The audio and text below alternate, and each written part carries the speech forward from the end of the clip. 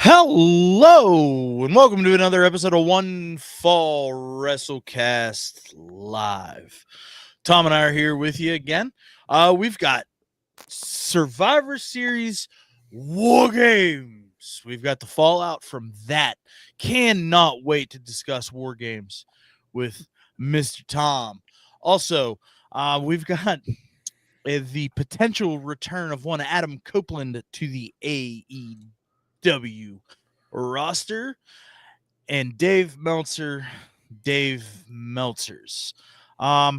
Plus a lot of other things that I really would like to discuss with Tom. So we'll get you going. We will get you going.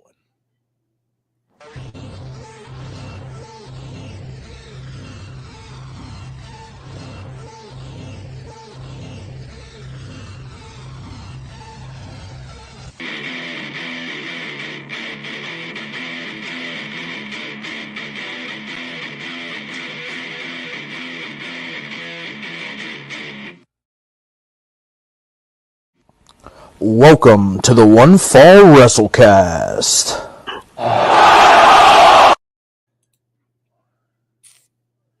What's up, bud? That's how it ended last night. Not much, man. Happy day after. Happy birthday. Happy 40th. Thanks, sir. Appreciate that very much. Well, Had a really good week with the fam. So, excellent. Much appreciated. Hey, listen, I woke up yesterday with this like random just shoulder pain. That's just, so I think this is 40. Yeah, I think it's coming for me on Friday. Friday's mine. So this is my we're only like 6 days apart, really. Yeah.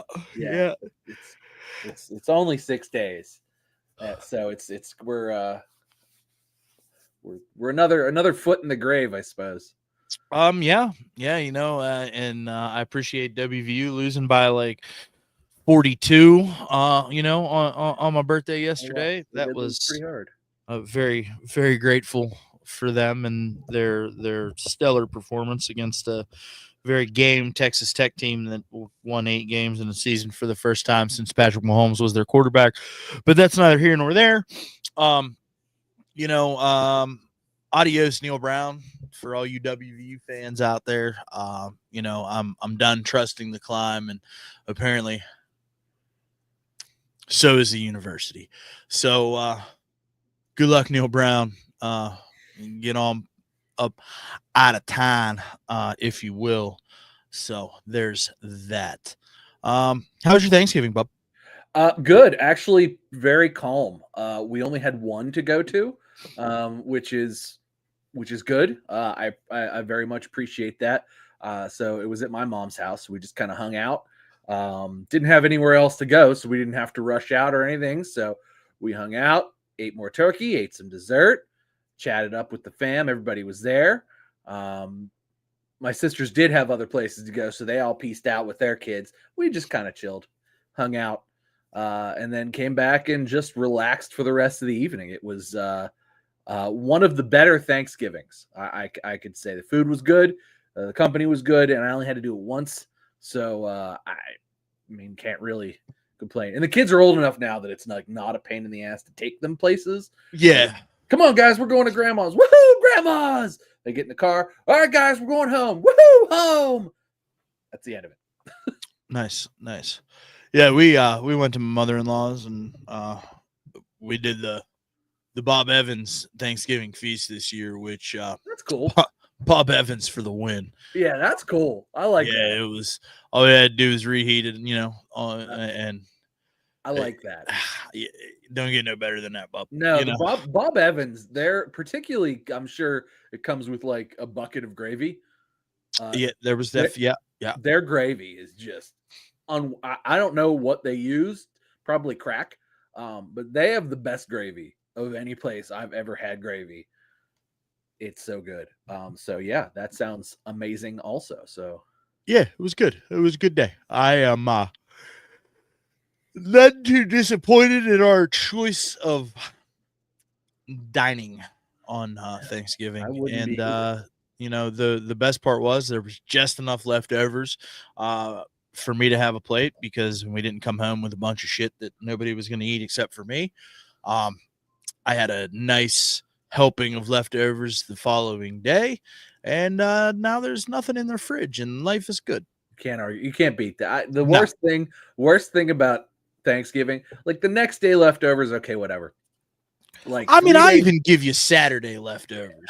but like 2-3 days later, by Sunday, that turkey smells like old feet. That ham is about as dry as the Sahara Desert. The mashed potatoes have gone lumpy, and I don't know. Like food safety is probably not real good either. Probably give you the runs too. But hey, well, according to ServSafe and the governing body of all things food safety, you can keep food for 7 days under refrigeration. Oh, 7 days under refrigeration. And still consume it safely. Oh, okay. 7 days. All right. Can you refreeze something? This is a question that I've had. If I were to thaw something, cut a chunk of it off, could I freeze the rest of it? Yes, as long as you don't bring it to temperature. Like, as long as you don't bring it to temperature. Okay. I feel like I just. Did you hear it that time? I feel like I just won an argument for somebody not named Tom. You did.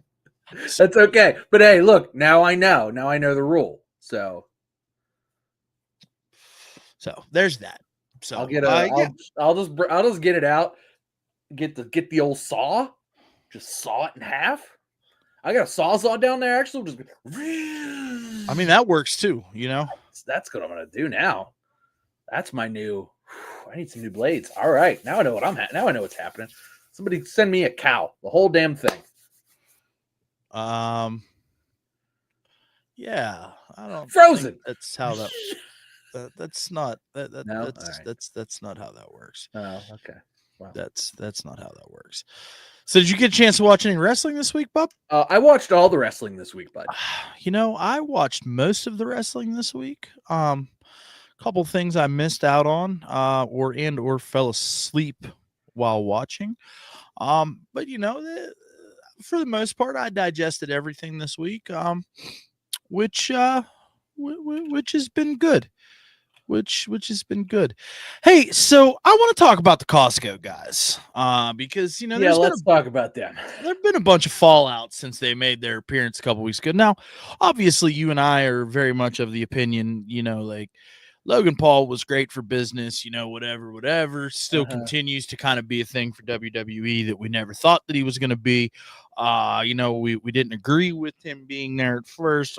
You know, obviously, the wrestling fan in us don't want to see any outside influence from celebrities, but you know, AEW did it recently, and it's been a mixed bag. Even though you know, AJ the Boom guy, you know, for the most part looked pretty solid against QT Marshall. Seemed fine. QT is one of those guys that seems like he can pull a match out of just about anybody. But I think Big Boom AJ's had some training. If the promos were to, if I was to understand the promos correctly. So I bring that up because your pal Brian Alvarez reported this week that I can't see Brian Alvarez because I don't give him $8 a month or whatever it wants. Whatever. Well, I don't either. I just get information from people that give him $8. Roundabout. Yeah. Roundabout way. Yeah. But anyways, Brian Alvarez reports that a lot of people in WWE were very impressed with Big Boom AJ in the AEW, and they wouldn't be surprised to see the Costco guys in WWE very soon. Goes on to say, I can also tell you that a lot of people in WWE are now well aware of AJ. They have thought the exact same thing that you talked about. He did a great promo. They're very impressed with what he's done in terms of promoting this QT Marshall match. So unless Tony signs these guys to deals just to keep them away, I would not be the least bit surprised to see the Costco guys in WWE very soon. I hope not. Yeah, I don't think that's a thing. I don't think that's the thing either. Who said that? Brian Alvarez said that. Yeah, Brian Alvarez said that. Oh, okay. Brian Alvarez, nobody talks to him anymore from the WWE side of things.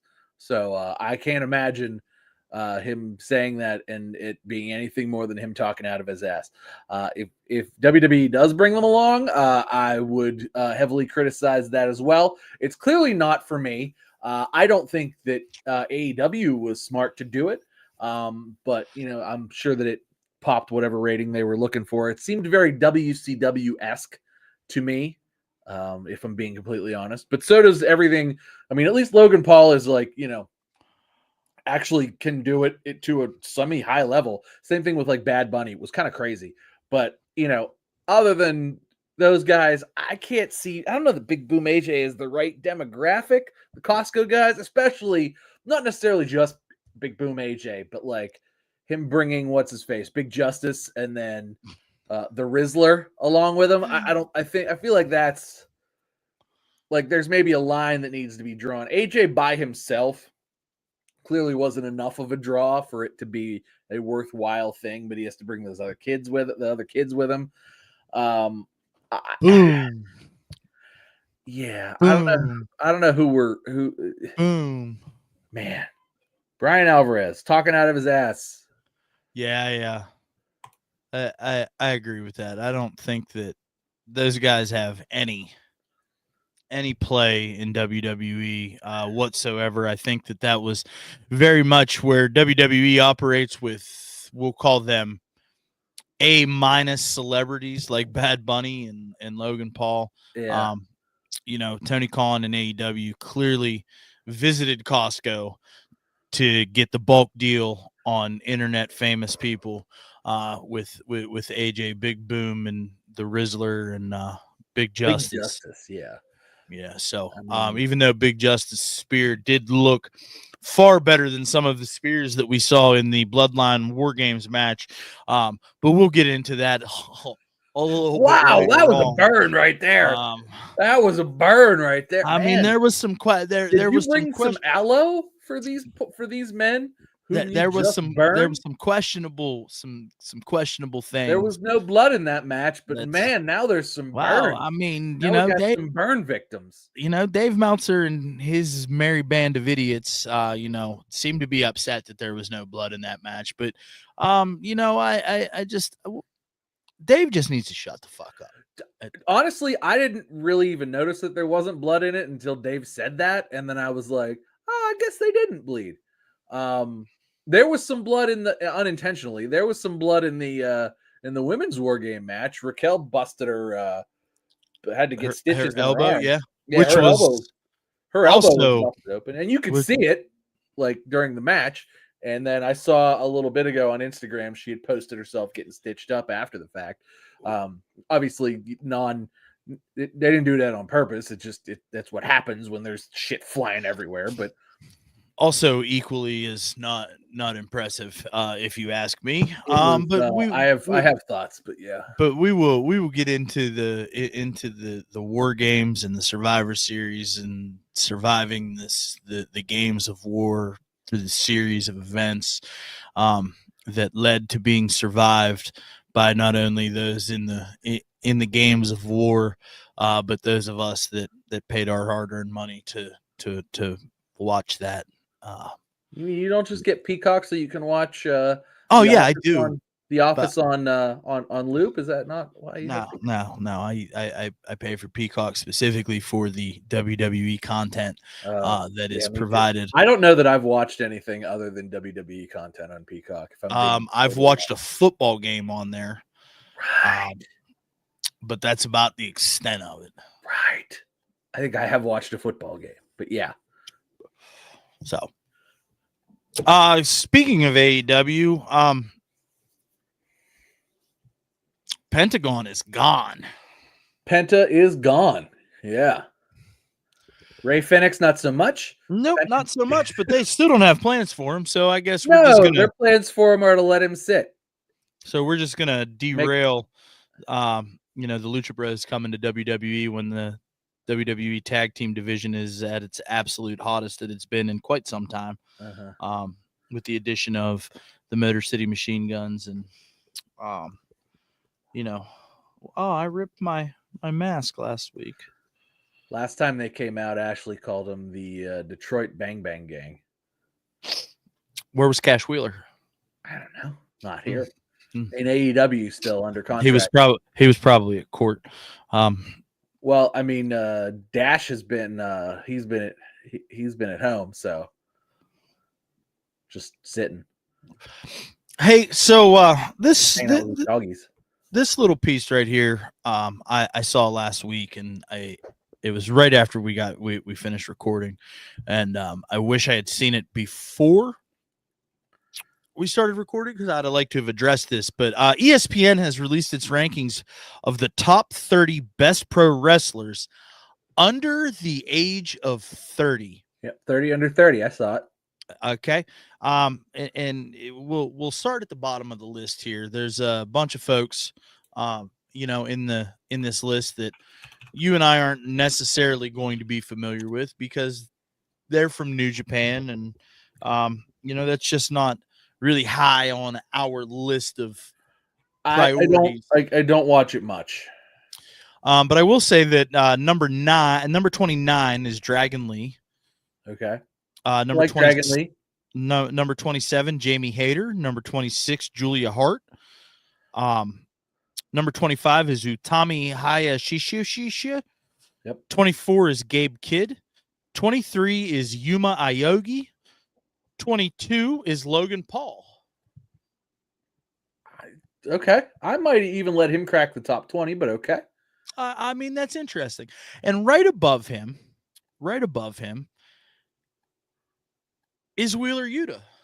Are we just saying that Wheeler Yuta's above? I think they're just saying Wheeler Yuta's above him because Wheeler Yuta's had more TV time. I mean, sure, I guess. And then you move on to number 20, Roxanne Perez. I think that's a great spot for her. Great call. Yeah. Number 19 is Mascara Dorada 2.0. Number 18, Tiffany Stratton. Okay. I think that's fair. She's doing big things. She's still got a chance to. I'd put Tiffy time above Hook. That's for sure. Who's our number 17? Hook's at 17. 16, Jordan Grace. Yep. That. I'm okay with that. 15, Austin Theory. I like that. 14, love that actually. Chris Statlander. Like that. She's had a good last 6 months. She's had a good last 6 months until she tears her ACL again. Yeah. 13 is El Hijo del Vikingo. He's hurt. Of course he is, because he does stupid shit and nobody's there to tell him no. Remember his first match? We were watching match. that together. First match together, we were like, did homie just knock his own head off? Yeah, he did got up from it, but you saw his head go boing. He did like a 720 plancha over the top rope in his first match in AEW and booped his head on the apron. And when I say booped his head, I mean violently collided with the apron. We thought it was going to come off. I was concerned, but it didn't. He finished the match. Apparently, he didn't hit it that hard, but it looked good. It looked good. It didn't look good at all. And then moving on, number 12, we've got Kaito Kiyomaya. Number 11, Braun Breaker. Yeah, I don't agree with that. I think Braun Breaker should be higher. Yeah, last year he was 6. That sounds about right.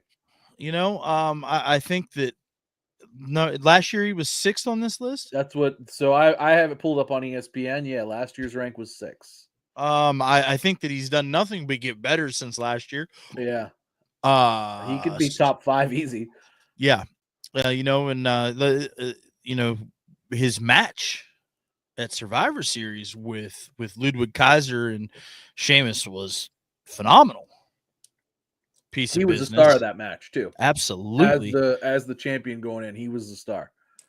Good, and Ludwig Kaiser looked great. Shamo is gonna Shamo. I feel like Shamo has really since the Brawling Brutes come back. I feel he was really good in Debar too, but since his Brawling Brutes come back, I feel like Shamo has been like putting on his best work as a singles competitor since then. So yeah, but absolutely, I think Braun Breaker really. You're right. I think that 11's too low for Braun. He's easily top 5. Number 10 is Shadow Mino. Number 9 is your favorite, Daniel Garcia, Guys, the new TNT champion, the second coming of the Dick Dancer Alex Wright. Like what is it me? What do people see in this guy? I think he's solid. I genuinely think he's solid. I can understand why you feel like he doesn't have any charisma. 'Cause he doesn't. But I think he's solid. And Sure, he's an athletic guy, but like this is pro wrestling, man. This isn't like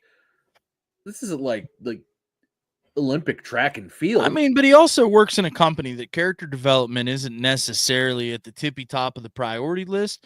I mean, clearly, if we're to believe the suggested rumors, WWE had some sort of interest in him.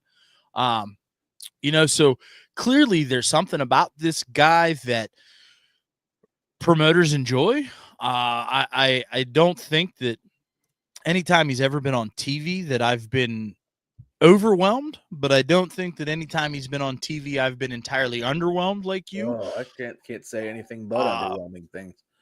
So I think him and Braun Breaker maybe should be a switchy switch here, but outside of that, I don't have a problem with him being on this list. Okay. Moving forward, number 8, Kyle Fletcher. Kyle Fletcher's made me a believer, and I'm good with this. Yes, I agree wholeheartedly with that. Number 7, Jungle Boy. Man, he moved up in the rank. I mean, I guess last year he had a pretty rough last year. I mean, he's doing some pretty solid work right now. He's doing better. You're right. Okay, he is doing better work this year. And since last year he was 13, and now he's moved up, I can see that. I would think maybe that they've got him ranked just a little high in general, but that's, it is what it is. I think we could see him. I think we could see him slightly above Daniel Garcia, but slightly below Kyle Fletcher, but definitely below Braun Breaker. Yeah.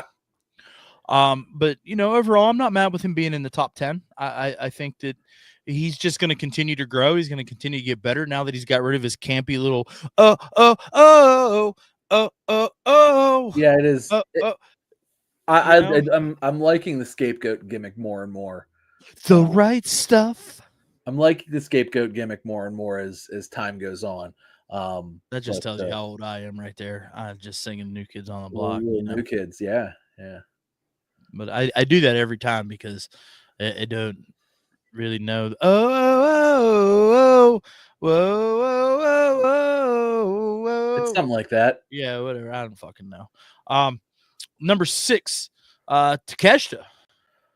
Again, Takeshita. The dude had a great year though.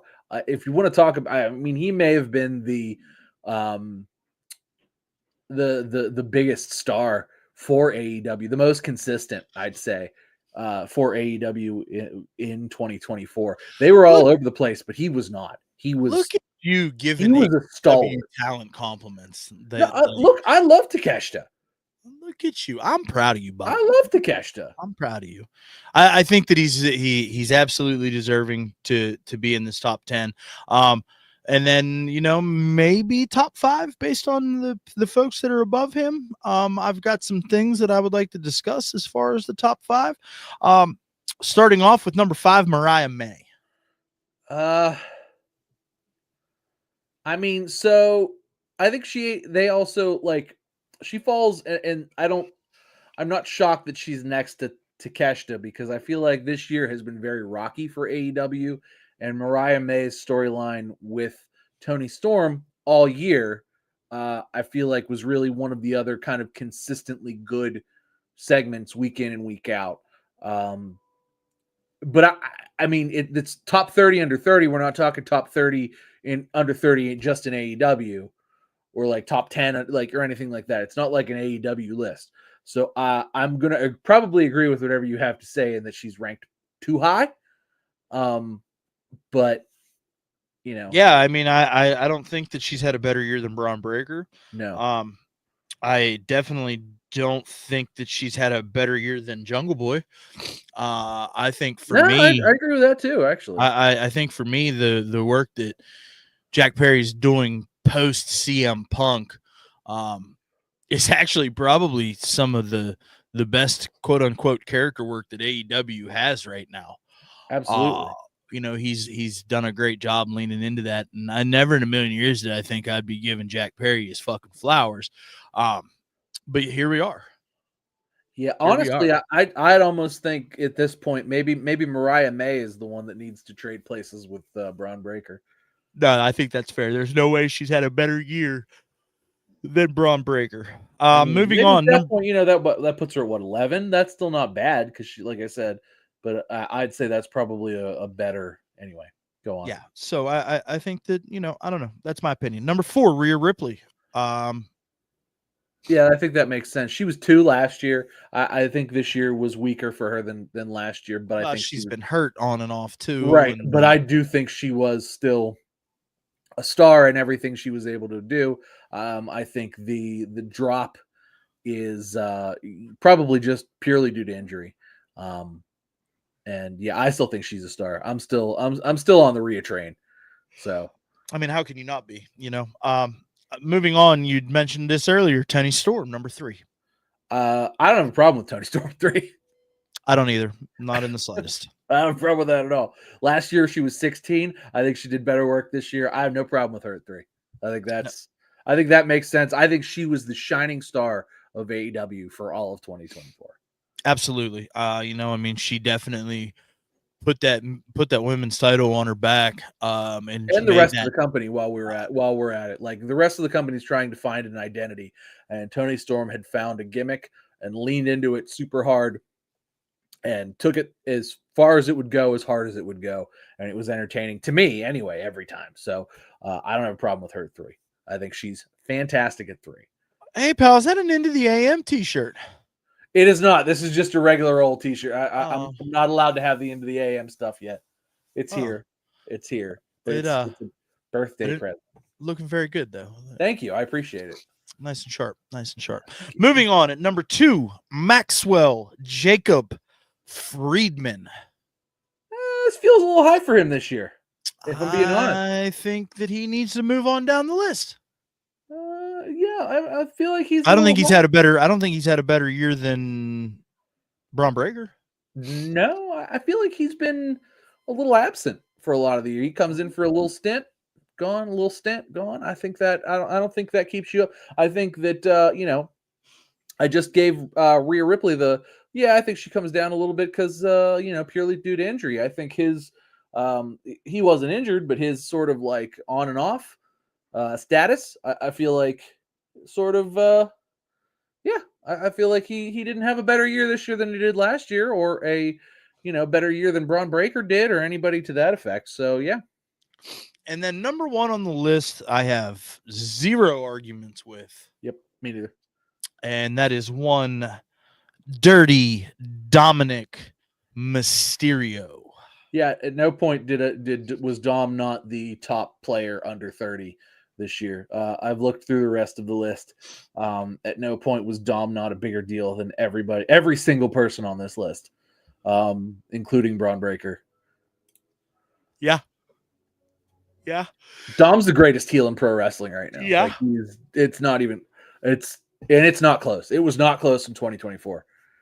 It was not. Nobody has. I mean, we're talking about, we've seen heat on this guy that only this guy can produce. And it only gets hotter. People only hate him more. And it's not go away heat either. It's not shut the fuck up. It's not go away heat. Like, people love to hate him. He has somehow made it them. And sometimes when they start to love to hate him too much, he somehow turned more heel. Yeah. Like, how do you heel turn on a heel turn? I don't know, but he did it. His heel turned so hard that he was already like a 9.5, 10 heel. And then he was like, you know what? I'm going to be a level 12 heel. 12 out of 10 heel. Yeah. I can't think of anybody, period, that's ever done that, let alone anybody under 30. I mean, I don't I don't know that anybody's ever done what he's done. Like, the man can't even like do this with a microphone because the place goes nuts. Boos. They're so loud. He gets the equivalent of a Road Warrior pop in boos. Yeah, it's Touches nuts. the microphone. I've never seen anything like it. The I've only never thing, seen anything like it. The only thing I think that compares, and I bring this up semi-often, a few years ago, Elias and Kevin Owens Oh yeah, sat down, but Yeah. like Dom gets those boos every time. yeah. That Well, they those did it guys in a said something special- about the Seattle Supersonics and Kevin Durant leaving town yeah, in Seattle, and it pissed that crowd off. yeah, But I mean, outside of that, like Dom's getting that every time he walks through the curtain, every time. every single time. It's like they're showing up in Cleveland right after LeBron left and laughing at him. It's like it's that level of but he doesn't need that cheap bullshit like that. Like No. he just shows up and gets it. You know, I think for me, if I'm looking at it, respectively, I don't necessarily hate the top five. I think that all five of them have an argument to be there. Don't necessarily hate the top 10. I hate the Braun Breakers on the outside looking in. And obviously I'm not aware of Shota Umino's work. But I think that he definitely deserves to be in the top 10, if not the top 6. I think that there's a little bit of reworking that needs to be done on that list just based on body of work. Yeah. And that's easy for me to say sitting here in my WWE ivory tower. So, but also, and I think this may have something to do with it. Braun Breaker's a little hotter right now than he was even say a month ago.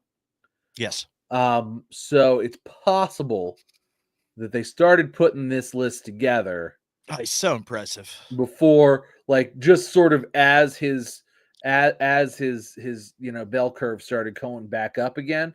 So it's possible that he was a little bit underranked just based on timing.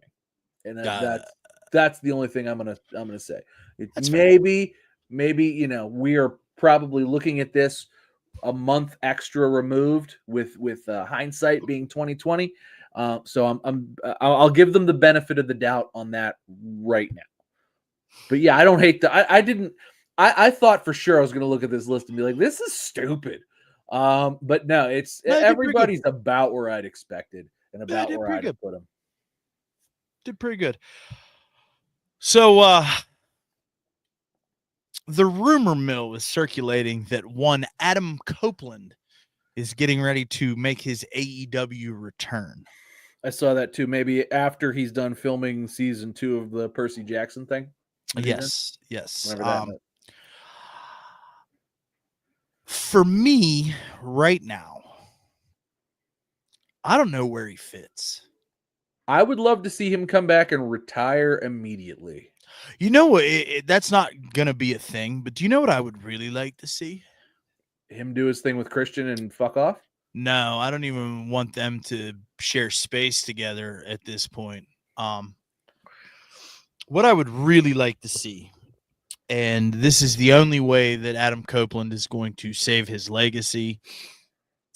This is the only way that Adam Copeland in his current iteration is going to matter to me.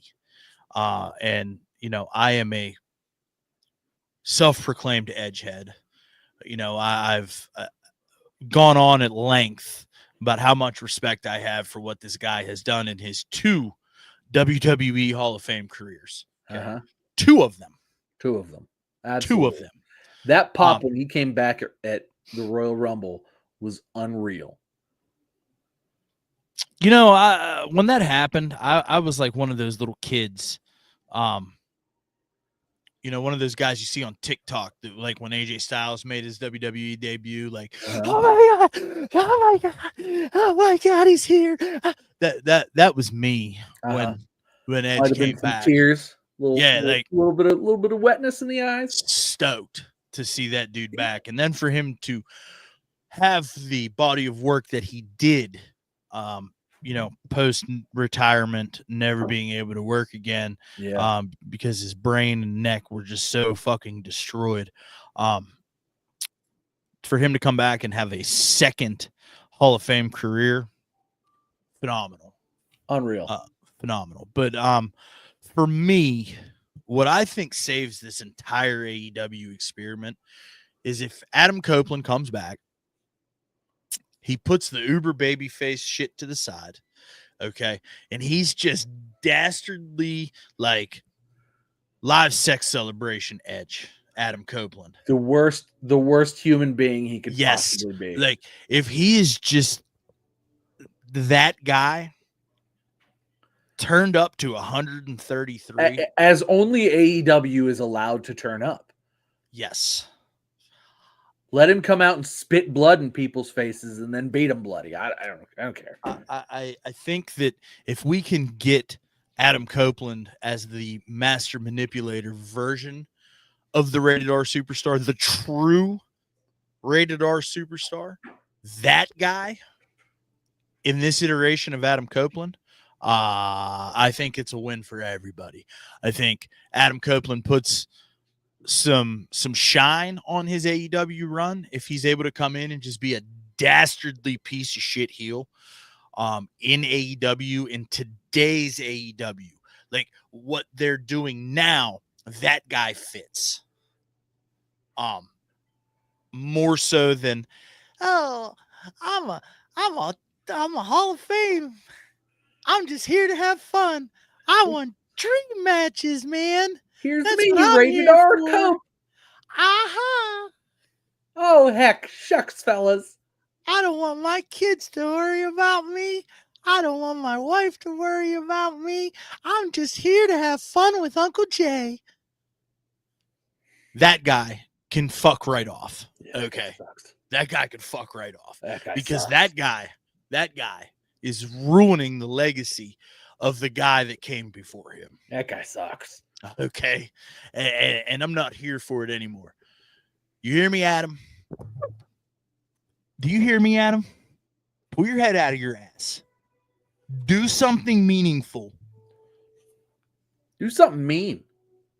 Get mean about it. Be a dick. Be a dick. Be a huge dick. Oh, big dick. Oh. Just be a big dick and just flop it out the ring, man.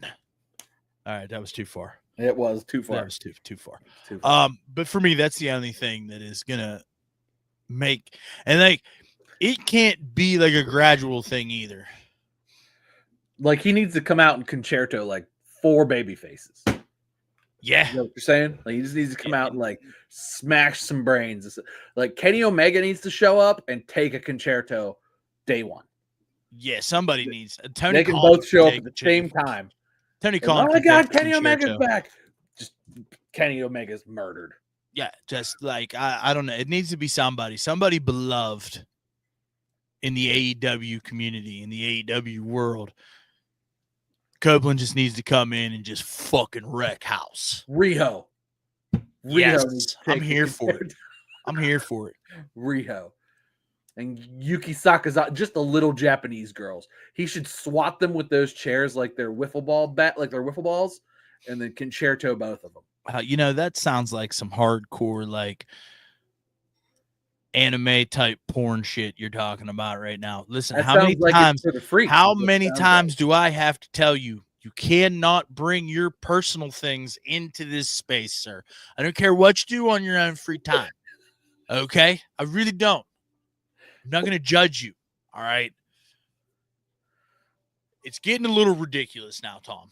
All right? It's like 4 weeks in a row. Okay? So what is a Yuka Sakazaki? I have fucking no idea, bro. All I know is it needs goddamn concertoed. You know what I'm saying? Sure does. Somebody, he needs to do something. Because if he comes back and he's like, oh, gee willikers, I'm just happy to be here. Ah, Rated R Copeland. Fuck you, bro. Okay? Why don't you throw yourself off the cage again, you fucking moron. Huh? Land on your leg again. Yeah, well, Do it again. We're going to talk about that a little bit, too. Do it again. We're going to talk about that in a little bit, too. Because it happened again. Twice. Happened again. Happened again. Ricochet says he's going to prove the haters wrong by carrying AEW on his back as the face of the company. Well, he lied on his back on Wednesday. Sports Illustrated in the pro wrestling space was very active in the last 10 days. Okay. They've interviewed Cody Rhodes this past week. They interviewed Roman Reigns this past week. They were Ricochet this past week. They had a busy week. Sports Illustrated. I mean, Ricochet ate the pin to Claudio on Wednesday. I mean, has he won since he came to AEW? Other than maybe his debut match? Yeah, he's never been pinned until. No, Claudio pinned him. Yeah, that's the first time he's been pinned. Oh, okay. Well, still, but he hasn't actually won a match. Well, yeah, he has. First one. He didn't win the match. What? That was a disqualification. Yes. Have they all been DQs? I don't know. I have to go back through. Fairly certain, yes. So, anyways, he goes, I'm gonna show everyone that I'm the man. I'm going to prove I can carry a company. It's time to show everybody why I'm here. People wanted me to stay in WWE, but it feels right being here. It feels natural. AEW is a place where I can finally show the world who I am. Okay. I agree with him. Okay. It's just unfortunate that he's not going to get that opportunity. No, he's not. I think he's going to fall victim to the shiny toy syndrome. Like he's not going to. Nothing good's going to happen for Ricochet. Like he's going to have some dream matches, and then they're going to forget about him for a little bit, and then they're going to stick him in a trio. Yeah. Like that's what they do to everybody, right? He's going to replace Malachi Black in the that's going to be in the House of Black. Penny and Pepper throwing hands. They were definitely throwing hands. Stupid cats. It started over the tower behind you. It did, yeah. Like 10 minutes ago. Penny got a punch to the eye yesterday from somebody. Wiping blood out of her eyes. Oh, yeah? Yeah, I mean, she's okay now, but got a punch to the eye yesterday. Have you seen the TikTok cat? Have you ever seen that? I mean, I've seen a lot of cats on TikTok. They strap a GoPro to its collar and then just yeah. And it just terrorizes the local cat community. Yes, I've seen that. It's like that cat is a fucking menace to society. Yeah. Yes, it is. And with proof. That's why you don't let your cat outside. Menace to society. That's why you don't let your cat outside, because you put a GoPro on him and let him go outside. Like, oh, he's actually destroying the ecosystem single-handedly. Fucking just looking to go pick fights. Looking for fights. Just minding, and then it's like running and it's slaughtering birds. Yeah. You don't see him like just nail birds like whenever. Just a bird gets too close, like bam. Menace to society. That fucking cat is. But yeah, man, I don't necessarily know that Ricochet. No, I think he's going to get a better shot. I think he had a better shot under Triple H than he does under Tony Khan, in my humble opinion. Now, is he going to be allowed to do more shit that he wasn't allowed to do in WWE in AEW? Absolutely. Is that going to help him at all? I hope it does, but it hasn't yet helped anybody yet, so I don't know why he's different. You know? Yeah, I don't know. I hope we're wrong, because I do like too, because I like him. I like Ricochet a lot. I think he's got a lot to offer. I absolutely I turn on AEW for, right? Like I would watch AEW to watch me some Ricochet. And I absolutely believe that he has all of the tools in his tool belt. He was a pretty good character in WWE until they started fucking with him. He was at his absolute best character-wise when he was in NXT. Yeah. Well, also, like, I mean, to prove the point is that when we saw that, Ricochet is going to be on this card and he's going to wrestle Will Ospreay, we were like, hell yeah, we're buying tickets. And we were just Yep. like, That made us buy tickets. it made us buy mean, tickets. So, like, I mean, he's a guy that moves the needle to that regard, but like, yeah, we got to see what happens, because God forbid, and what I hope doesn't happen, like you just said, he's the new Malachi Black. You know, Tony sees him as a shiny guy, and then he gets stuck in a trio somewhere, and then winds up in WWE 4 years later. Yeah. Because I mean, that's I feel like we're on the cusp of that happening. Yeah, for sure. You know, And I mean, so, if that's the case, you know, whatever. You jumped out for give it a shot, see what the other place looks like. Oh, this sucks. All right, I'm out. Fuck it. you know, I mean, unfortunately, it cost us that ungrateful Jezebel. You know, I just, Samantha Irvin. you know, listen, the product's been better now that she's gone. I don't care what anybody says. I thought the Bite chick your for goddamn tongue. the chick last night, I can't never remember her name. She did a great job, and you know, ring announcing more games. She was fine. She was perfectly good. She did a great job. I don't miss Samantha Irvin at all. See, I kind of do. I don't, not at all. I don't See, even notice. I don't even notice that she's gone. I kind of She's ungrateful. She doesn't want to be loved. Okay. Well, she still is loved. Yeah, by a bunch of chooches. Yep. I can't. Ungrateful. Ungrateful. But go on. Why is she ungrateful? What'd she do this week? I mean, nothing really. She didn't run her mouth at all this week. But, okay, well, that's good. You know, she got beef with the WWE universe on Twitter. That's for goddamn sure. Well, I mean, anybody. I feel like Twitter has become more of just a beef zone than anything else at this point. Yeah. I mean, you can ask Mercedes that, because she's angry and she tells the haters to stop trashing her on social media. Isn't she under 30?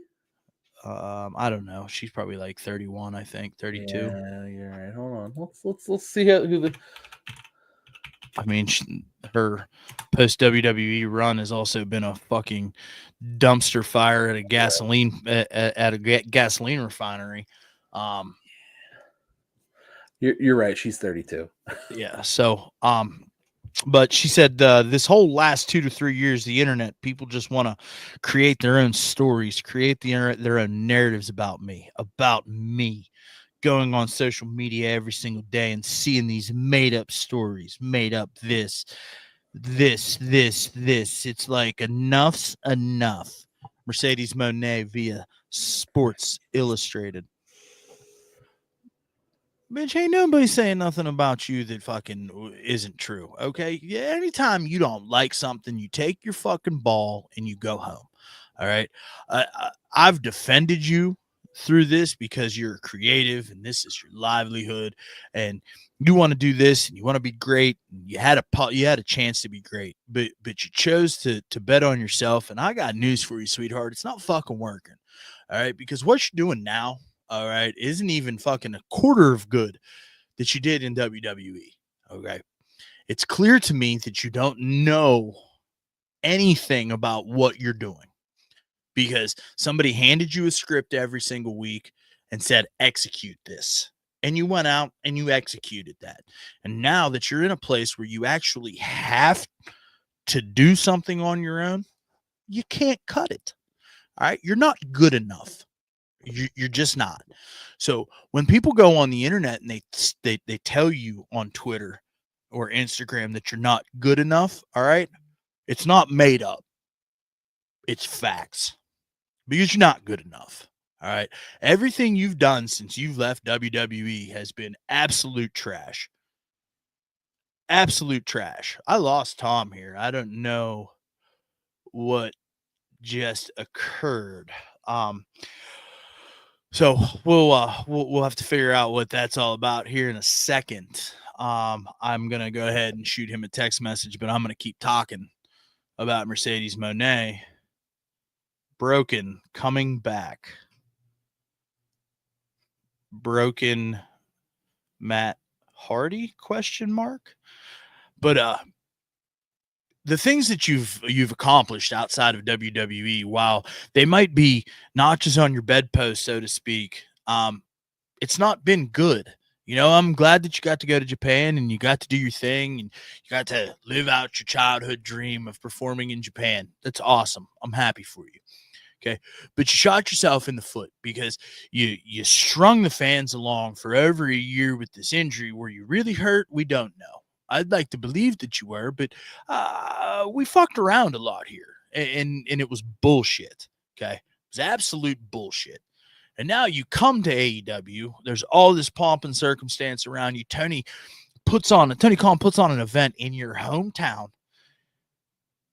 that had never been put on before. It was named after you. Big business. And it flopped. Attendance wasn't good at the show. Ratings weren't good for the show. The buy rate wasn't good for the show. The show wasn't all that great. And your debut was the most underwhelming thing that I think any wrestling fan ever had to sit through. That Brother Nero, I knew you'd come. wonderful. Delete. It's funny because I read out loud. I said broken Matt Hardy ? As I was typing it, and then you come back as Brother Nero. That's good shit right there, pal. I was just trashing Mercedes and her run. I don't think that we need to pay any more credence to it unless you would like to also trash Mercedes and her run. No, I'm sure you've said everything that I've already thought about. The fact that she's 32 is not the only reason she's left off of the 30 under 30. She's not had a good post WWE run, and nobody is going to tell me otherwise. So she needs to maybe take a look in the mirror, and maybe reread some of these quote unquote false narratives on the internet. And I'm willing to bet that she can have a hard conversation with herself and find out that she's not as good as she actually thinks she is. So there's that. There's that.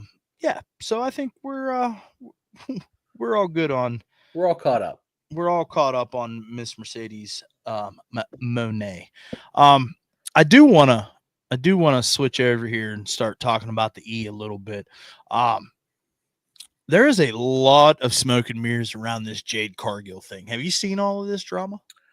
A little bit. So I feel like there's smoke and mirrors around it two ways, right? Is she hurt? Is she not hurt? Brian Alvarez seems to think that she is. Other people seem to think that she is not. And that this is all an angle. The other side of drama is kayfabe, of course, which is my favorite side of the drama. And it's who did it? Who done it? A lot of people are saying that it's, well, obviously on Friday, they said that they thought it was somebody who was a part of Team Rhea who did it. Bianca Belair. It's the only one that makes sense, right? It's Bianca Belair. Unless it's she's wearing dark color. She's wearing dark colors now. I don't know if anybody knows that. I did, but the only other one that I think would be worthwhile would be Naomi, and only to give her a gimmick change that she so desperately needs. But for the last 15 years, desperately needed. I was gonna go with 12, but sure, yeah. She's had the same gimmick since she was 25. Whenever the Funkadactyls broke up, that was the end of it. And that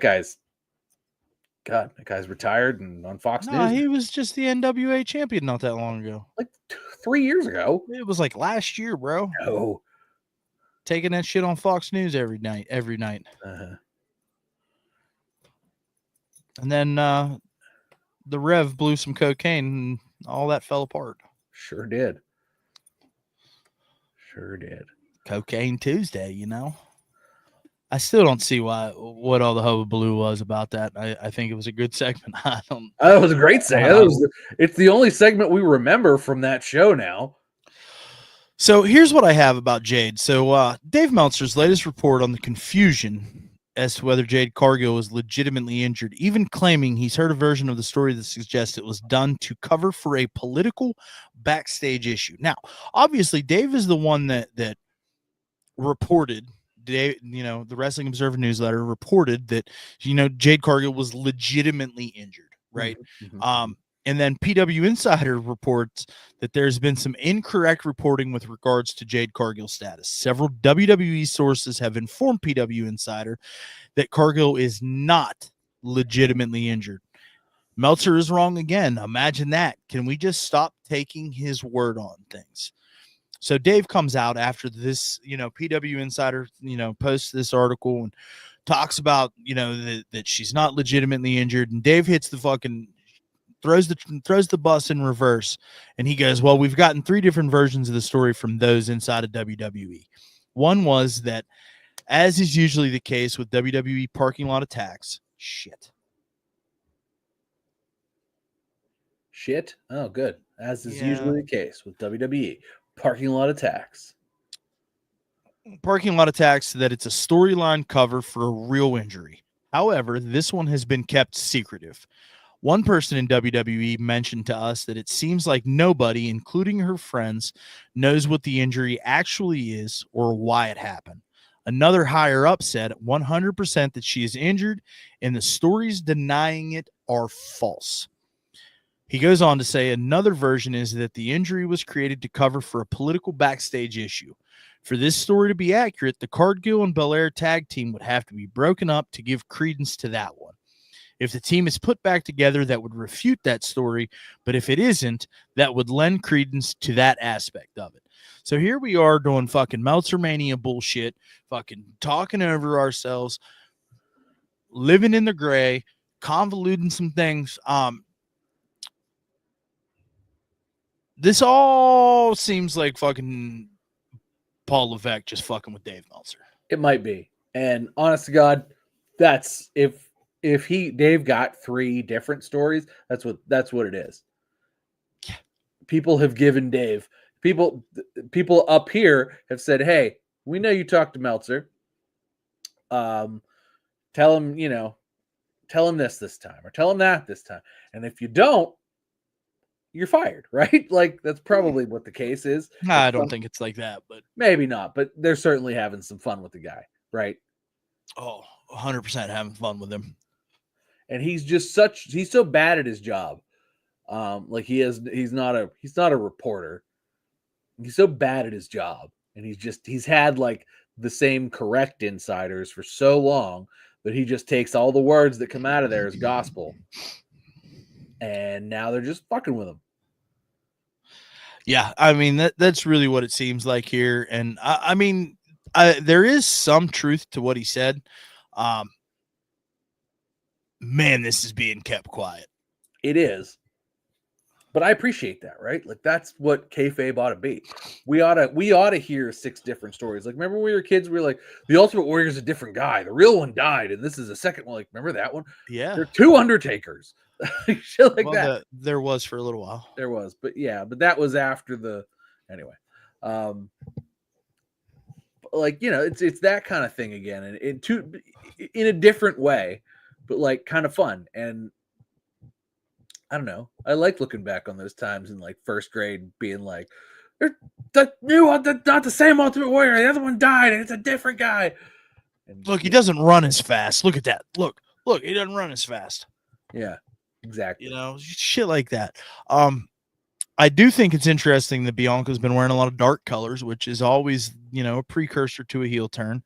I was surprised though that she did have the tag team championship with her on Saturday. Yeah. Because I had not seen it in her couple of appearances prior to that. I think that this might be a vehicle for them to phase out the women's tag team championships for a little while. That might be nice. And just focus on these mid-card titles. Yeah, especially with these mid-card titles. Which, like I said last week, kudos to the women for having mid-card titles, even though the internet and the Dave Meltzers of the world are shitting all over this. I have a thought about that. I saw the internet say, I don't know why they need women's mid-card titles unless both Raw and SmackDown are going to 3 hours. And it's like, every comment below that was like, are you fucking dense? They're both going to 3 hours next year. Like, wake up. Plus, we're getting Saturday night's main event, what, once a month? No, I think it's once a quarter. Oh, really? That's it? Yeah. I thought it was monthly. Because it's only I one also- match, right? I also think that Saturday night's main event, Cody Rhodes going to lose belt. He might, honestly. I'd be okay with that. And I- we're gonna get into that here in a minute too. But there's some other things I'd like to touch on before we All right. dive into I'm at your mercy now that I work again. the mediocrity of Cody Rhodes' title reign. So I do kind of really like that they've been able to do that. I think that's keep this secretive. But I would like to know what the fuck's going on. Well, I think eventually we'll figure that out. But for the moment, I'm fine with not knowing anything. Yeah, me too. So while we're on the Meltzer Mania here, obviously, today tweeted about the blood in the War Games match. And we already kind of touched on that, and that doesn't really need any more of our time. No. A couple days ago, I got an alert from a Dave Meltzer tweet on Twix, and this person says, "Why is Tony waiting for WWE to change? Is he not supposed to be the alternative? Should he not be a trendsetter in this regard rather than a follower?" Now, I don't know what the fuck Dave was talking about, whatever. But based solely on this question, Dave says, because he and I and Nick Khan and Paul Levesque all know where this leads. Oh, you do, Dave? You do? You know as much as Triple H, Nick Khan, and your boy Cocaine Tony. You know where this leads. They're the only 4 men in the world. Only 4 men in the world. Schmuck. He goes on to say, either you play by the same rules or you get eaten alive by the side not playing by those rules. If you are in a fist fight and you say, I'm going to be nice, I won't punch you in the face, and another guy laughs at you and punches you in the face, you are creating a huge disadvantage for yourself. That's living in reality. So is he like, are we trying? And then one of the things below says, at some point you guys will stop making excuses and just put on a good product. They need to stop focusing on WWE and work on their own shows. Yeah. So I think what Dave was trying to say, although it doesn't tie in. I think I think it made sense in his head, but then it came out and it doesn't make sense. What he's trying to say, I think, is that AEW should try to not be like WWE, and in AEW, he has at least morphed that argument to that AEW should not be anything like WWE, and they should reject the things WWE does to be the alternative. He didn't say reject, but I think that's what he's getting at here. Because in his analogy, he's sort of saying you have to play by the same rules or you get your ass kicked. And then he compares it to like sort of handicapping yourself. I don't think that anybody was saying for AEW to handicap themselves. And I don't think that Dave thought that either. I just think that he thought that this made sense in his head, but it just then came out as word vomit, and it was not a good analogy because it's not that AEW needs to handicap themselves against what WWE is doing. It's that AEW needs to not worry so much about WWE or bring it up in context or even try to do what they're doing and like follow along. AEW just needs to put together good shows and not worry about what WWE is doing because it's a completely different roster, a completely different cast of characters. And, AEW needs to do AEW shit and not just be the Temu version of WWE. And that's, I think, what the commenter was trying to say. And then Dave took that out of context, redirected the argument, and then turned it into word vomit. So why do we still listen to him? Like I said, I haven't, Alvarez is wrong all the time. He has no idea what's going on. Dave talks in circles about why he was wrong. I can't anymore with these guys, man. It's like they claim to be these insider experts, but they seem to know less and be able to infer less and like predict less often and less well than just those of us who are fans, right? Two chooches in their offices with a podcast. Like, I feel like we get more things right a year than Dave and Brian do, and we don't talk to anybody who works for WWE or AEW. Facts. Absolute facts. These guys are so far out of the loop, and they're so ingrained in their own fucking horse shit, that they don't know which way's up. And quite honestly, we talked about this a few weeks ago. That man has no credibility left as far as a lot of the world is concerned. In fact, it's almost like, oh, what did Dave say today? Okay, so that's wrong. You just like, it's like one of those things where like when you're trying to figure out what's going on, you look at what Dave Meltzer says and you go, okay, so that's probably not happening now. So back to my other theories, right? Yeah. Like you just kind of X that one out. Something special, man. It just, I don't have anything else to say about the level of bullshit that comes from the Wrestling Observer newsletter camp at this point in time. It's so overbearingly AEW positive when AEW is not positive. And when AEW starts to do things and to make change, he's got a problem with it. And he's just not a credible source for any wrestling information in 2024. So moving on, I've got a screen cap here. Now, I've done a little bit of digging. This is from a CM Punk Facebook page. It's a fan page. But it was really funny because the other day the backstage YouTube footage from Punk's WWE return was released on YouTube, whatever. And have you had a chance to watch it? It was like 9 minutes. No. And it was really just like everything that was happening while he was getting ready to come out to the ring, and gave Steph a big hug, and afterwards they had some great conversations. Triple H is like, "Hey Phil, you want to break the internet?" And they took the picture. I saw that clip. Okay, yeah. So that was in there. So this fan page goes, "Thank you, Young Bucks. Thank you, Hangman Adam Page. Thank you, Kenny Omega. Thank you, Jack Perry. Thank you, Real Glass. Thank you, Tony Khan, for turning the impossible into reality.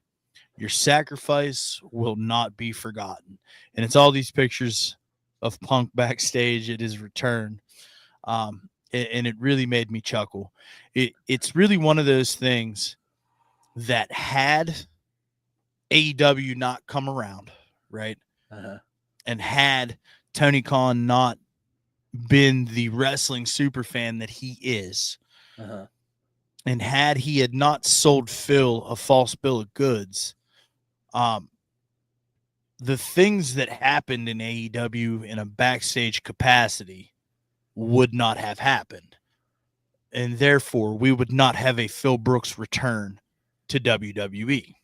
Which has so far really been good. Yeah. Like, it's been sort of, and it's been like picking everybody's, like picking spots, right? Like, nobody would say that like CM Punk is the hero of WWE, but it's like, oh, hey, this is going to be good. And then something good happens, and then CM Punk goes away for a little while, like when they did the Saudi Arabia stuff. And he comes back, and it's like, oh, okay, this might be good. Put him in War Games. Fuck it. Yeah, fuck it. That got eyeballs on it. Yeah, fuck yeah. I mean, and it didn't make sense until it did. Yeah.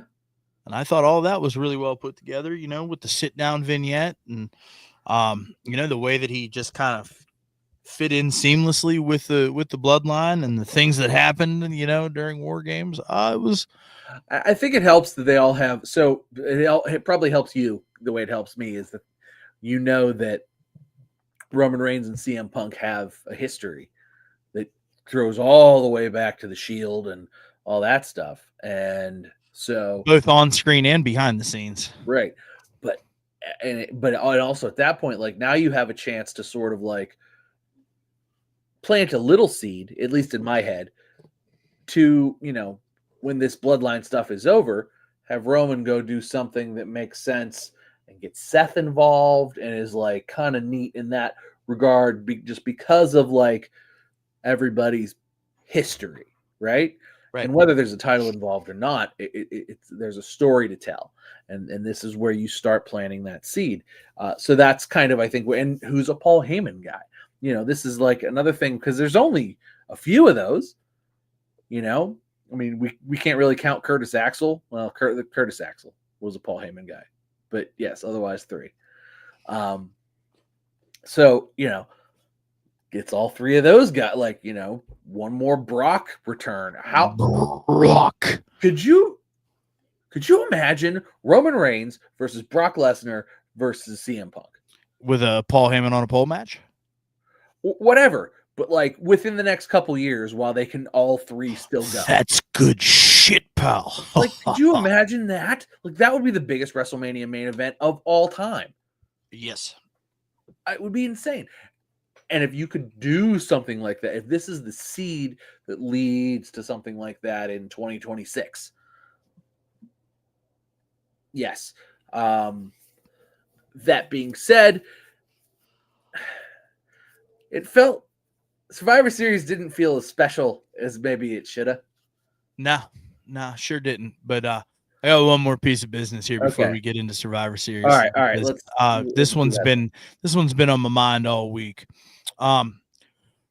So recently Roman Reigns did an interview with Jimmy Trano, Sports Illustrated, and one of the questions was, Cody Rhodes had made a statement in an interview that he didn't get to share a moment backstage with Roman Reigns after WrestleMania 40.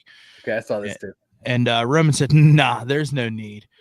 But if you want to sit out there and babyface for 4 hours, then I ain't waiting, especially at that point."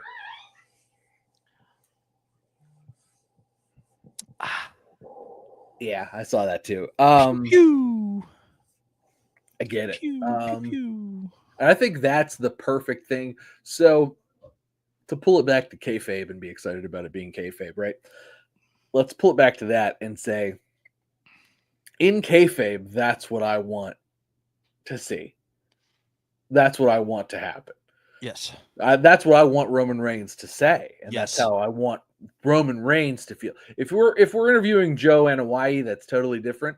But if you're Roman Reigns, that's what you say.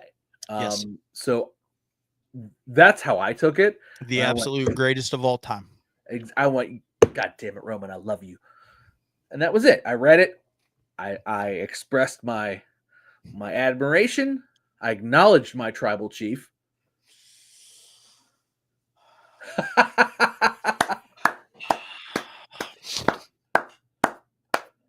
You've been waiting for that the whole show. I mean, I wore it yesterday to my little surprise birthday rendezvous. Was not expecting to see folks, but I was acknowledging my tribal chief. I had a good Bloodline fit on too. I had on my nice black joggers. I had on this shirt. I was wearing this hat. Nice. I had on a vest with like some red plaid shit here, and I had on a best pair of Jordans ever, the Jordan 4 Toro Bravo, which is all red. Yeah. Okay, those ones. I was wondering if you had the all red. Did you see Roman had the cement ones that you just got? Yes. He had them on the other day. Thought about wearing them, but I just, for whatever reason, the Toro Bravos had to be worn, and I made the right choice. Those don't come out of the closet too often because they are a special shoe. But they were the right the right accompaniment, the right accoutrement, if you will, to the fit. But what I love most about this is that this to me validates everything that I've been saying in the group message. Cody Rhodes is failing as the champion. So I think he's just fallen into the same trap that every babyface champion falls into, is that the pursuit is 100 times more interesting than the run. Because you can't just be the White Knight, the Golden Boy, and be the. It just doesn't work like that anymore. That's just not how wrestling is. It's not that they're showing up once in your town per quarter. It's like, or per year. It's he's on TV every week, so he's falling into the same trap everybody else does. It's hard to be a babyface week in, week out with the title. All I know is he's playing second fiddle to Roman Reigns, Jimmy and Jey Uso, in the new Bloodline. Jacob Fatu almost especially. Nobody's said Cody Rhodes as much as they've said Jesus Christ, Jacob Fatu. How special is that guy? So special. Oh, bless America. I saw a thing today that when all the smoke clears, he's going to be the one that we acknowledge as the tribal chief. Man, I don't know how they're going to get there, but Solo, I love you. God, he's a monster, bro. He's so good.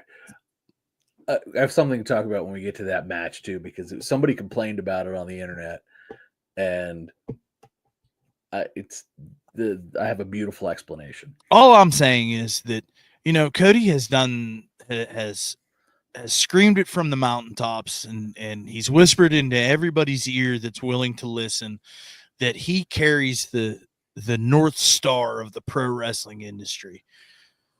But he's not defended the title on pay-per-view in over fucking 4 months. Uh-huh. Okay. And then he just headlined fucking mid-card against Carmelo Hayes in what was a great match. No arguments. The match was phenomenal. Those two guys can absolutely go. But I think it's time to move on. The Cody Rhodes experiment has come. The Cody Rhodes experiment has gone. I still think that Cody is valuable to WWE as a property, as a talent, as a performer. But his title reign needs to go bye-bye. We're just not here for it anymore. The bloom is off the rose, so to speak. Okay, it's time for him to go away for a little bit, come back, so that we can remember why we love Cody Rhodes so much. And Roman saying, hey, man, you want to be out there baby facing for 4 hours. I think that is what we all needed to hear. I love Cody Rhodes. I'm happy that he's in WWE. I think he's great for business. But I'm tired, man. I'm tired. And I wholeheartedly believe that Kevin Owens is going to beat him at Saturday night's main event. And Kevin Owens is going to get a proper Universal Championship reign, even though it's not called that anymore. But he's going to get a title. He's going to get a proper title reign underneath a Triple H. And then he's probably going to lose to Jacob Fatu or fucking Randy Orton and John Cena. I mean, that makes all the sense in the world. I think putting John Cena over at 17 against Kevin Owens makes all the sense in the world. Mm-hmm. Because Kevin will lose zero momentum from being that guy. It will add millions of pounds of credibility to John Cena's 17th reign, even if it's only for a week. I'd give it a month. I'd say it'll be pay-per-view to pay-per-view. I'd give it a month. It would absolutely make sense for Cena to be get that milestone and just about as long as Daniel Bryan's AEW title reign. Probably 1 day longer, just for the sake of argument. Because.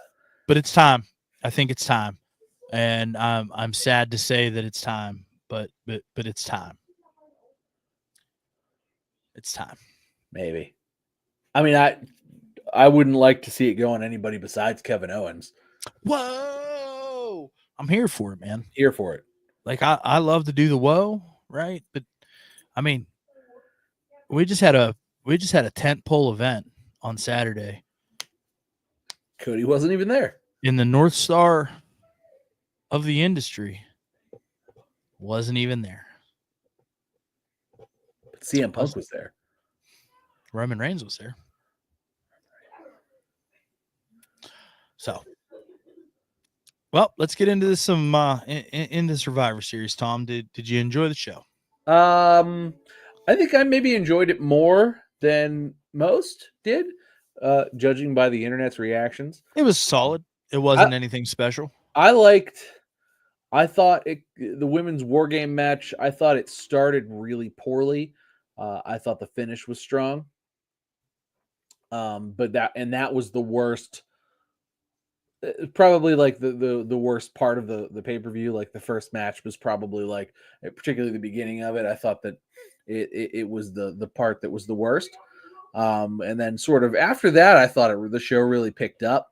I really liked all the title matches. I'm a sucker for a title change. Yes, sir. I think this was the correct answer.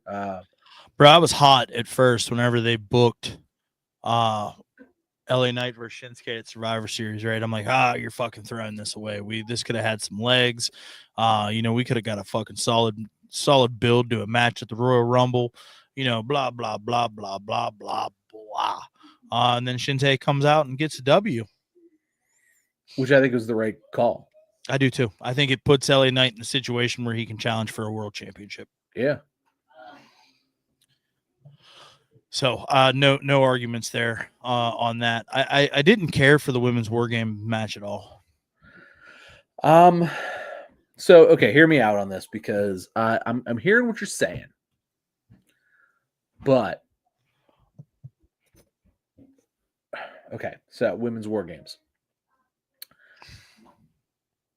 started out very poorly, I thought. Nia Jax and a chair do not work. They tried to kick the chair into her twice. Both times she just didn't take she just held it. That was bad. And then her chair shots were I mean, they were more convincing than CM Punk's toolbox shots. Yes. That he also, I'm sure, didn't want to lacerate somebody from elbow to appetite, in the first, couple minutes of that match that needed to go for a half hour or so. I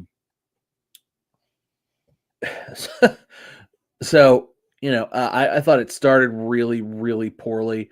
Io had a rough sort of middle part of that match too before it got started. She missed a sunset flip, like it was supposed to be a big spot. She was supposed to sunset flip over to Candice, powerbomb Candice, right? Missed entirely, ends up punching Candice in the butt. Not like that was that. And to be fair, I'd like to punch Candice in the butt. You missed your opportunity, or she took it for you, or whatever. And then after that, she was going in to maybe attack, but then decided, oh no, I'm hurt. And commentary had to cover for her. So Io looked a little bit lost,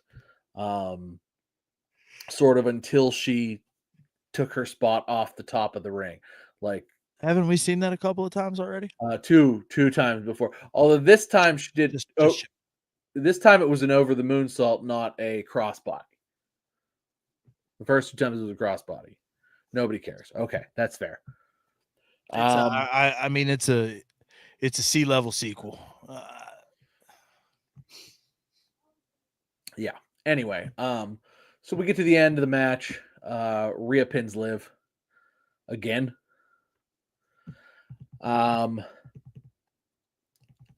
It's the weakest match on the card for sure, which is sad because usually I feel like women's war games overperforms, overwhelms everybody. It goes above, it punches above its pay grade there. I mean, and if we're being honest, the cast of characters was okay. I mean, yeah. It's the 10 top women right now for sure. I think Ashley even said right before, she's like, so it's a dream match? And I'm like, kind of. But I thought a lot of people underperformed a lot. I thought, like I said, both Nia and Nia had some rough trouble with her chair. Io had some rough timing issues. Raquel looked terrible. Like she looks like she needs to spend more time in NXT. I know she's been out for a long time and hurt, but she may need a few weeks back in Florida, getting some training, hitting some classes, because she's not looking crisp or good. Like her timing is off or something. It's not been good. So I mean, I think that she is good. She has been good. I'm glad she's a heel.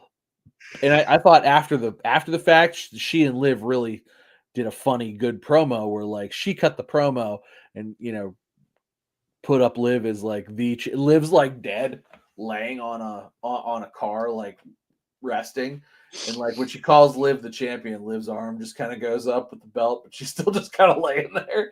Oh yeah, I thought it was a really good piece. But like her just in ring stuff does not look. It looks bad. It's not nearly as good as it did in NXT. Not nearly as good. It looks like while she's been out, she missed a step, and she could probably use some time. Third back. time I've said that today. Huh? That's like the third time I said that today. Really Just saying. Anyway, so yeah, it was the weakest match on the card. I thought Rhea looked strong, despite Liv eating the pin. I thought Liv looked good the whole time through. I thought Nia looked good other than when she had a chair involved with her. I thought she looked strong. Otherwise, she was just throwing the much smaller women around. Bailey was bumping like hell for her. Nia's bumps aren't very good, but she was really, I thought everything else she did looked good. The moves she did looked good, other than the chair shots. Who else was in there? Tiffany Stratton looked good the whole time. She teased the cash in. That was fun. Tiffy looked good. A lot of people are mad about the tease and the cash in.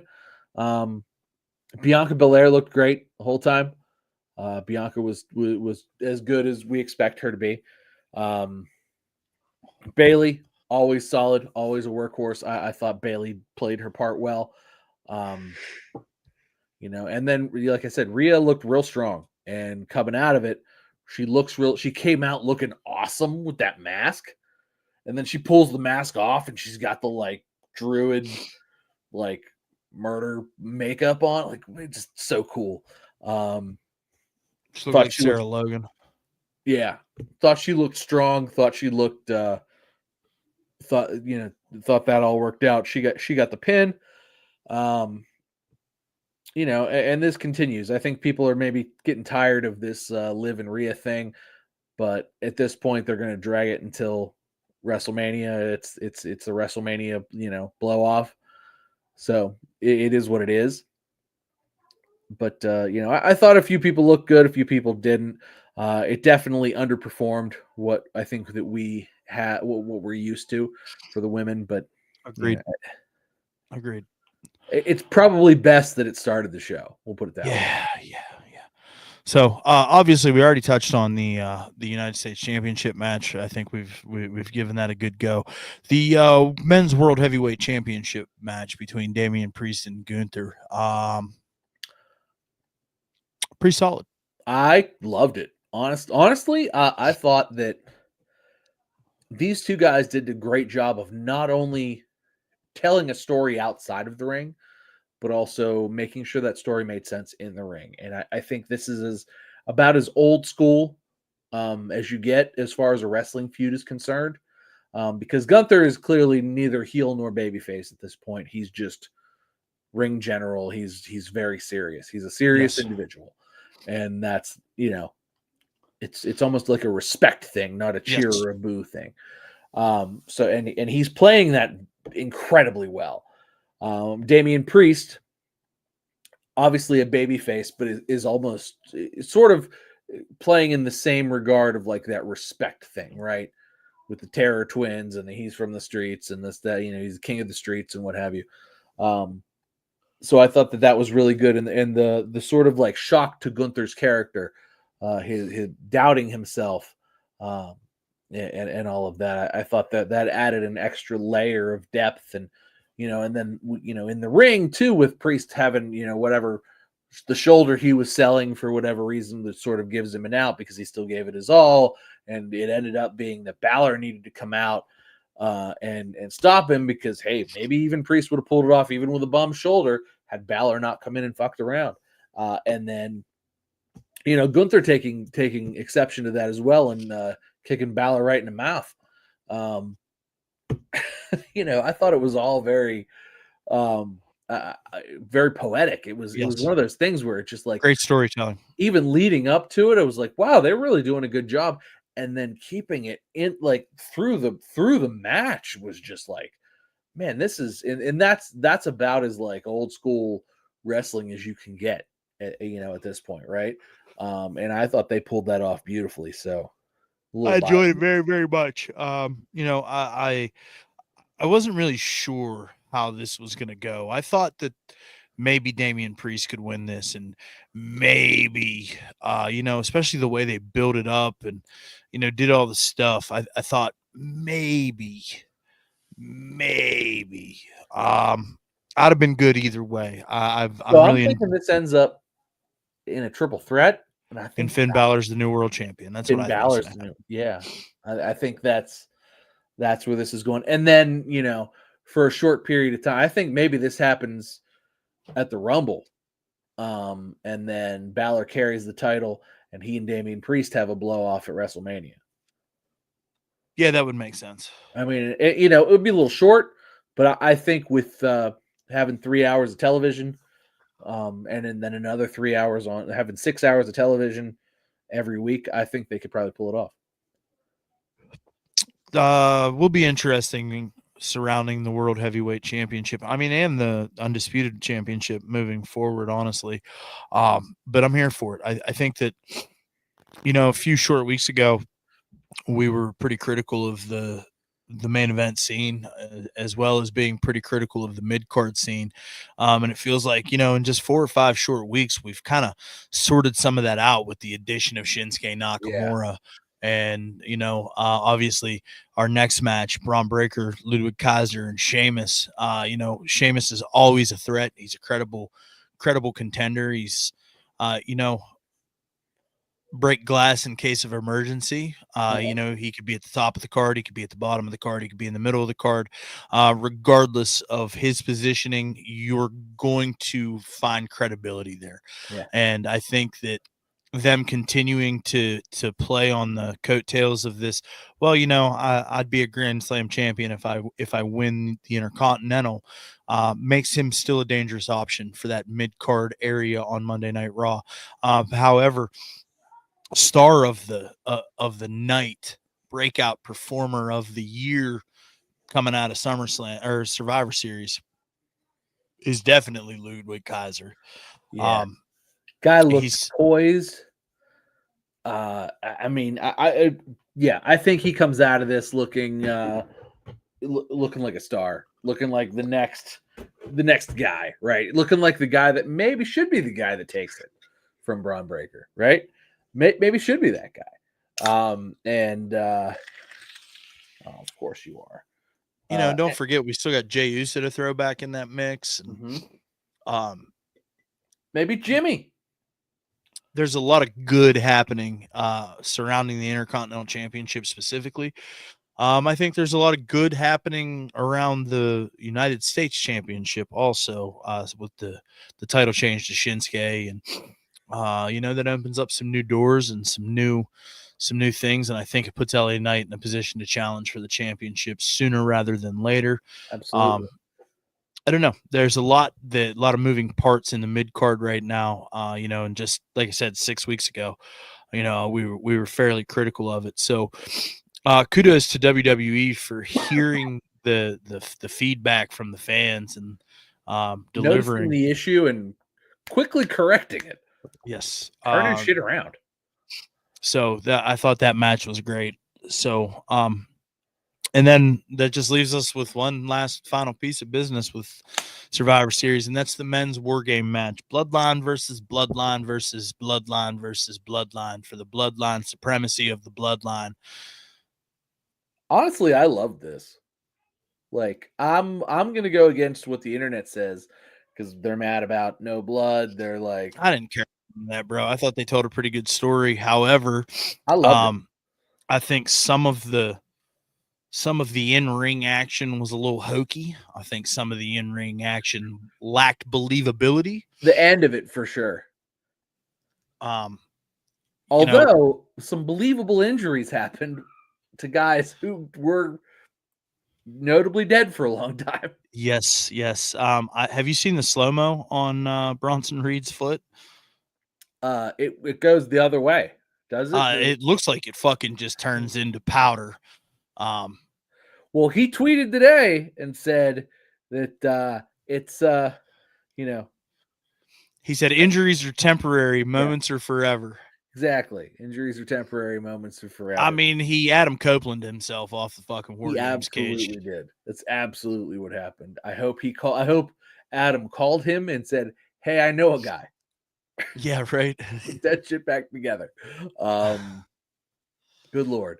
But if I see it again, Tom, I'll send it to you. But there's like a slow-mo, like zoomed in grainy footage of his foot hitting the mat at the end of that. And I swear to God, like in slow motion in that grainy footage, it looks like his foot just turns into a pancake. Like it just looks like it just turns to dust. Just and I don't know. Didn't look great. If I see it whenever we get off here, I'll send it in the group message. Okay. But it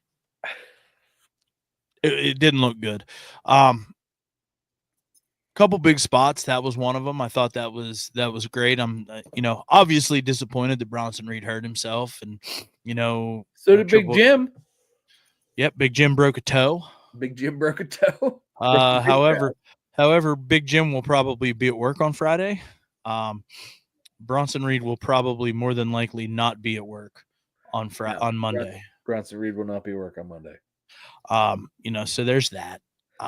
Bronson Reed will be. I bet Bronson Reed shows up sooner than we think in a boot, and just that could be a thing too, and just pushes motherfuckers around. So, the match aside, I thought that the storytelling in the match, we got what we wanted, right? We got Bloodline versus Bloodline. This was supposed to be the blow off War Games. If this is the blow off, where do we go from here?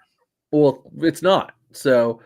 Because the Ulafala is still in Solo's hands. Remember, Solo pinned Roman, so this is they're 1-1.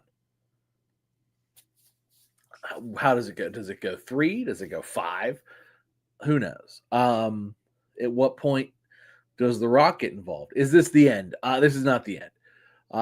What if it was the end? If it was the end, it's a big, big, big disappointment because it can't be the end. It's not the end.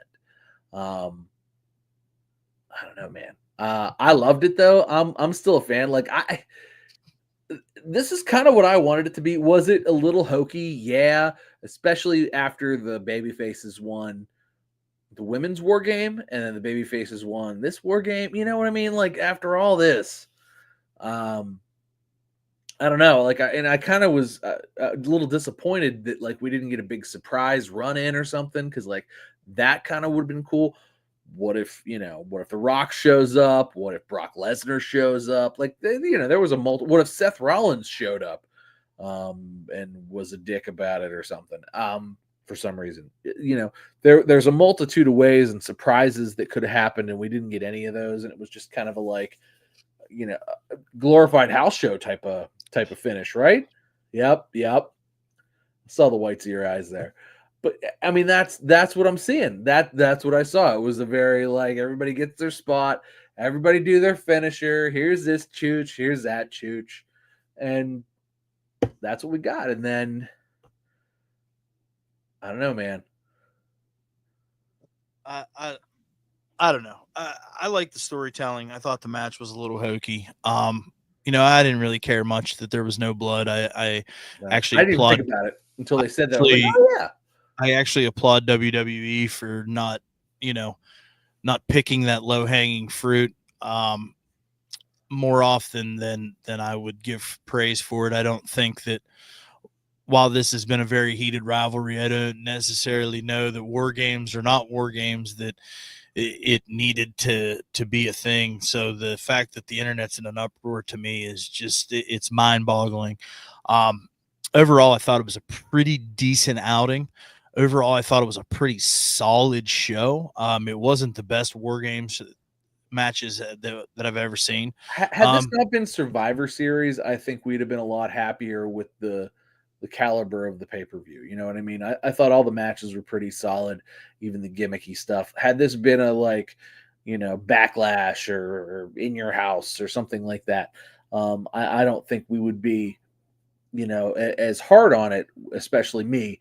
But the fact that it is sort of one of the tentpole events, right? It's the second oldest pay-per-view in WWE history behind WrestleMania. So, and it's a tentpole. Like, we get Survivor Series, Royal Rumble, WrestleMania, and SummerSlam. Those are the 4 tentpole teams of 5 strive to survive. Yeah. The Survivor Series. Yeah. So yeah, exactly. It's like I love that we got the War Games, and I know we talked about this last year, 2 years ago, whenever they brought War Games to Survivor Series. I'm glad that they revamped Survivor Series with War Games. Yeah, I think it makes sense. And I don't think they necessarily, I think they could just kind of add it to the repertoire. Unfortunately, I do think that that the Elimination Chamber might also make its way into a Survivor Series type of match at some point. I think at some point they'll phase that out. I don't know, man. It's hard to, I don't know. Anyway, no, I think it was great. I thought it was a great show. Overall, I had a lot of fun. I think that it would have been, I think it needed something special, right? One more something. I don't know that it needed The Rock. I don't know that it needed The Rock, but even like if we'd have found out who hurt, Jade or something like that, it needed one more. I agree. I'm just saying, or maybe even like an Alexa Bliss return, something, just a little more something. You heard what I said? You see what happened to me? Alexa, stop. Mm-hmm. Oh, that Alexa. Yep. Overall, I thought that the show was pretty solid, though. I'd give it a B+. Yeah, it's fair. Give it a B+. I'd say if we're judging it on a tentpole event, I think if you give it a C, that's also fair. As you're judging it not as just a random pay-per-view of the month pay-per-view. But yeah, okay, I could see that. It's unfortunate that Survivor Series is now kind of fallen to number 4 of 4. Yeah. But it is what it is. Yeah. It is what it is. Overall, I'm interested to see where things go with the Bloodline, though. In this whole Paul Heyman CM Punk thing, I think we're left with more questions unanswered than anything, and I think that that's really what they were trying. The intended purpose was here. So, one thing's for certain: I'm gonna turn on the USA Network tomorrow at 8 p.m. and I'm gonna tune in and watch Monday Night Raw and figure out what the fuck where we're going next. Yeah, absolutely, and it's funny that this is like one of the first times in a long time that we've been able to be like, oh yeah, gotta watch Raw now. Not like hopefully they'll at least do something with the momentum coming out of their pay-per-view, on their next show than their counterparts did this past Wednesday night after the great, segment to end the pay-per-view, and then just kind of on Wednesday. So we'll see what happens.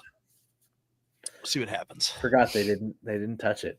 Yeah, well, I didn't, but it just wasn't worth discussing because they didn't touch it really. They mentioned it. We got a Death Riders thing, but that was about it. So we'll see what happens with that too. So, well, bub, we've come to that time.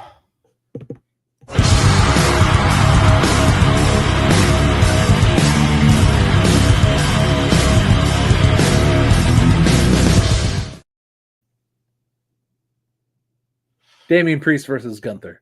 Really? It wasn't close. I think it was. Not for me. Mm. I already gushed over it. I bet you it's closer than you think. Okay. Why is it not Jacob Fatu versus Jey Uso? I knew you were gonna say that. I don't think that was my number 2. I don't think that it's. I don't know. Okay, all right. Look, Look, it was a pretty good match, Bob. it was Jacob's first 1v1 match too. I didn't think it hit the He looked highs. real impressive, bro. I didn't think it hit the highs of Gunther versus Damian Priest, Mhm. but it was. I mean, you're entitled to your opinion, even if your opinion is wrong. It's fine. Okay. You know, Okay. Oh, even if my opinion's wrong. Okay. yeah, Let's that's see how many stars Dave Meltzer gives it then. fuck Man, Dave Meltzer. I know. Fuck that guy. I don't know. I thought there was a lot of good matches on TV this week. There was.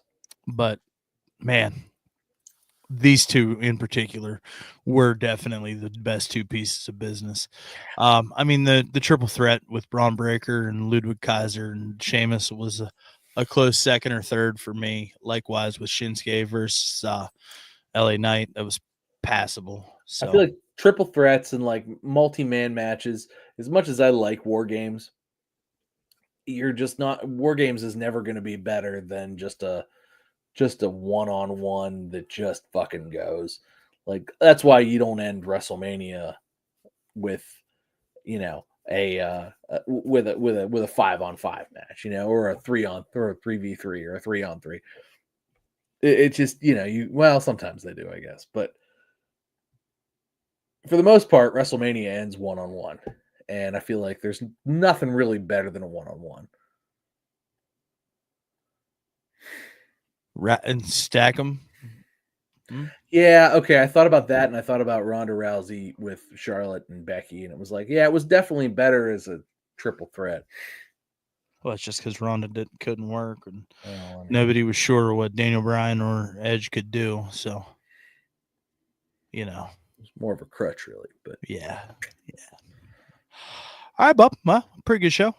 Really enjoyed, watching wrestling this week, and I'm hoping for another enjoyable week of professional wrestling watching. So, hey, man, if you're still hanging out with us, man, we appreciate you. Go ahead, hit that thumbs up button. Maybe even consider subscribing. That would be awesome. Audio folks, thank you very much. Continue to tune in and tell your friends. Give us a, commute to work. You'll know.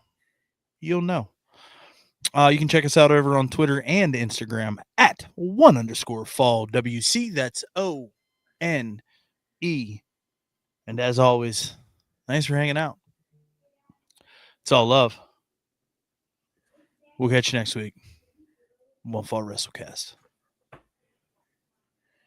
Not even close. Not even close.